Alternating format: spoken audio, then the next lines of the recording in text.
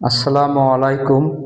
আজকে আমরা এমন একটা অঙ্ক নিয়ে আলোচনা করব যে অঙ্কটা সমস্ত চাকুরির পরীক্ষা বিসিএস সহ যত চাকুরির পরীক্ষা সব পরীক্ষায় থাকে এবং সেই সাথে নবম দশম এবং একাদশ দ্বাদশের উচ্চতর গণিতে এই অঙ্কটা আছে। নবম দশমের অষ্টম অধ্যায় এবং দ্বাদশ শ্রেণীর ষষ্ঠ অধ্যায় এই অঙ্কটা আছে ত্রিকোণমিতি। এটা দেখো, ঘড়ির কাঁটা ও মিনিটের কাঁটার মধ্যবর্তী কোণ নির্ণয়। ঘন্টার ঘন্টার কাঁটা ও মিনিটের কাঁটার মধ্যবর্তী কোণ নির্ণয়। ঘন্টার কাঁটা ও মিনিটের কাঁটার মধ্যবর্তী কোণ আমরা শর্ট সূত্রটা জানি, 60h-11m ডিভাইডেড বাই 2, তার উপরে ডিগ্রি আর মডুলার দেওয়া, মানে এর ভিতরে অলওয়েজ পজিটিভ হবে, যাই হোক অলওয়েজ পজিটিভ হয়ে যাবে।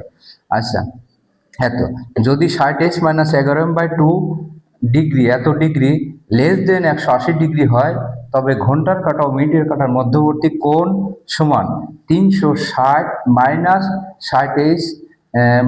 60h-11m/2 এত ডিগ্রি, অর্থাৎ 360 থেকে ওটা বিয়োগ করতে হয়। যা হবে যেটা পাবো ঘন্টার কাঁটা ও মিনিটের কাঁটার ওই সূত্রটা ব্যবহার করে 60h-11m/2 ব্যবহার করে যেটা পাবো সেটা 360 ডিগ্রি থেকে বিয়োগ করতে হয়। কখন?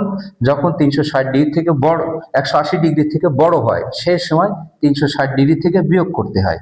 আচ্ছা, উদাহরণস্বরূপ 2টা 20 মিনিটের সময় ঘন্টার কাঁটা ও মিনিটের কাঁটার মধ্যবর্তী কোণের পরিমাণ, যা 60h-11m/2 degree modulus 60 into H কত ঘন্টা হলো, এই যে এইচ বলতে ঘন্টা বোঝানো হয় 2, 60 ইন্টু 2 মাইনাস 11 ইন্টু মিনিট কত 20/2, সূত্রের 2 ডিগ্রি।